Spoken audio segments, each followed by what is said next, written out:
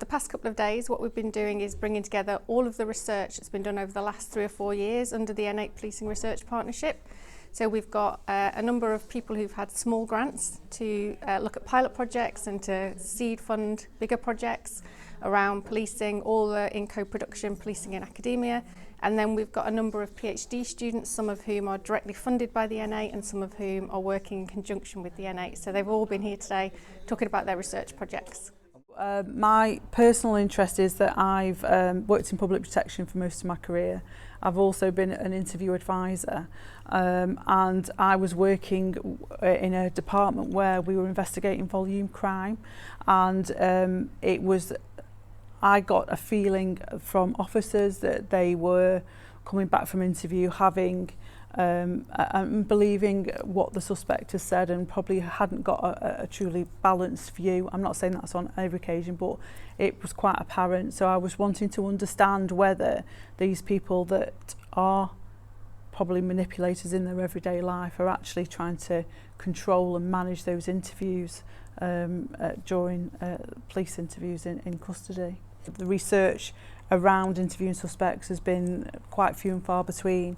We've had some new legislation come in on the controlling coercive back in 29th of December 2015, and again there are some limitations around that, and we are wanting to develop and try and progress the way that we're dealing with such complex and serious offences. It's still in its initial stages, so the research has proven that actually we have determined that suspects are using manipulation techniques towards police officers during interview.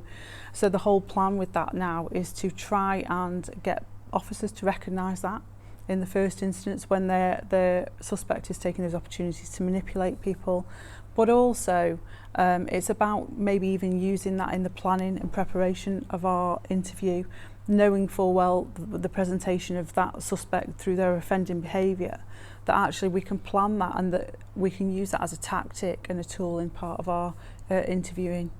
I think we are doing a really good job in interviewing suspects.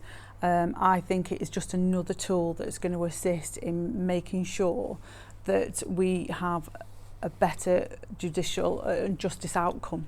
I think the biggest challenge we've got moving forward is ensuring, because of the way we train police officers, is a lot on online and through packages, that actually this is best trained on a face-to-face basis, and it's ensuring how we get that disseminated in a productive way, really, so that the frontline cops and the ones that are out there dealing with these suspects are the ones that get that information. There are so many things that we want to do, there's so many next stages, and I think that what I would like to do is even potentially start looking at whether the sex of interviewers has made a difference in the responses that are elicited from suspects, and also I would like a lot more work done around the controlling coercive investigations and about the behaviours of those suspects. Working with the N8 has been amazing on so many different fronts. I think firstly there were challenges in trying to find the right people to go to, because I'm not an academic, not from an academic background in any way,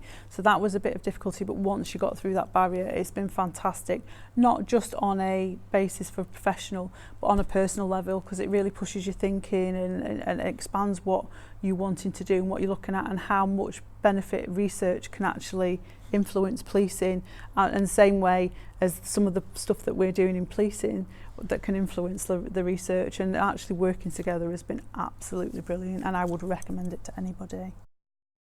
The research is important because body-worn cameras have become a really important and significant tool in policing. They're being used by every police force now in England and Wales, and so the research has shone a light on how officers are using cameras at the scene of incidents.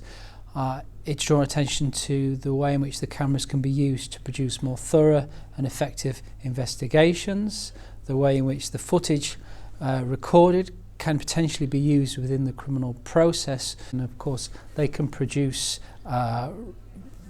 video footage from incidents of domestic abuse, and that can be reviewed. It can have high impact, and it can be used within the criminal process as well for convictions and prosecutions. The collaborative approach we've taken to this study with our police partners has really helped drive the research forward. We've designed the research aims together. We've been able to feed back the findings directly into the police forces with a view to it having real life impact on what police forces are doing, how they're training officers, and indeed their policies governing the use of body-worn cameras. The HMIC reports in 2014 and 2015 specifically outlined the policing of domestic abuse as an area of increasing need, and they said specifically that there needed to be an improvement in the effectiveness and the efficiency of the policing of domestic abuse. However, what we were particularly interested in was that that report also said that there was some examples of very good and successful innovation practices taking place within police forces. So we wanted to work with our stakeholders to help them identify areas of successful innovation. So the way we did that was we asked them to look at 3 criteria for inclusion into our project. We needed them to be sure that there was an evidence base upon which the scheme was developed, that the scheme had been successfully evaluated, and that it did have a positive impact in the policing of domestic abuse. So it was very important for us to allow our partners to have a voice as to what they felt were the positive schemes that they were running. If we get the policing of domestic abuse and domestic violence right, it's going to have an impact not only on the people that are directly affected by that abuse, be it perpetrators, victims or members of their family, but also on the broader community. We're fully aware of the fact that HMIC reports show that domestic abuse is increasing in terms of the incidents or at least the reporting of domestic abuse. It's a key area of policing need in terms of the resources that are required. So it's very important that the limited resources that the police have are used most effectively to inform their decision making. I think one thing that NA has been particularly good at, and one thing that we're very grateful for the small grant for, is the fact it has enabled us to genuinely co-produce this research, to work collaboratively, to think about what we bring to the table, what areas of expertise the different partners have, and how we can genuinely come together to be more than the sum of our parts. We've been very, very fortunate, I think, to have buy-in from North Yorkshire, from West Yorkshire and from Northumbria Police, and just having all of that different range of expertise at our disposal has been able to really strengthen the basis of our research and really to give us a very solid base for making future recommendations, not only to the forces that we're working with, but other forces more broadly within the N8 partnership and beyond. The police started researching cryptocurrency because early on in 2013 we noticed that there were a drip feed of intelligence concerning the abuse of cryptocurrencies. Cryptocurrencies present opportunities for criminals to transact in a way that they think may provide them anonymity and also may avoid detection through the usual legal regulatory frameworks that maybe present difficulties and challenges to criminals in transactions of a criminal nature. The research was really important because we've seen an increase in the use of criminals utilising cryptocurrencies to facilitate all kinds of payments in relation to drug dealing online, firearms supply, money laundering. Really, cryptocurrencies presented a threat across a number of crime types, so it was important for us to look at it from a policing point of view to determine our best approach. Our research has had quite the impact over the 3 or 4 years we've been conducting it. We've engaged with a number of key partners, both in law enforcement, in academia and also in private industry. We've managed to pull together some best guidance that we've shared with law enforcement that's led to some really good outcomes and some interesting criminal cases that have been supported all the way through court. And we continue to look for opportunities for policing in emerging areas of cryptocurrencies. The next steps for us in relation to research are to try and identify the emerging areas in the technology of cryptocurrencies that may present challenges to law enforcement in the future.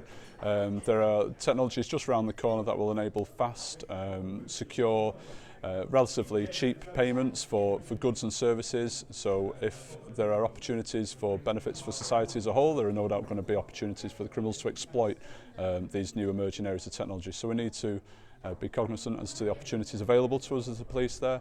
But equally, we need to concentrate on uplifting our capability nationally and increase awareness on the front line as to what to look out for in relation to criminal abuse of cryptocurrencies.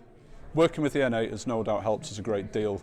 As police, we can only do so much, but having the partnership and the backing of a number of universities has helped us really pave the way in terms of the research we were able to carry out and the impact it's had, the wider impact, and the access we've had to other academics and private partnerships that have enabled us to utilise all the resources available to produce this worthwhile research.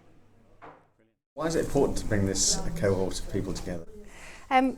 Because really the individuals will sum to more than their parts. So by getting everybody in the same room, you can suddenly see all of the connections and how one thing fits into another thing, and the kind of questions that have been coming up and the discussions that people have been having, you can see making much bigger connections, going out, reaching out, networking, kind of building a research community around these kind of policing issues that we've got at the moment, these challenges.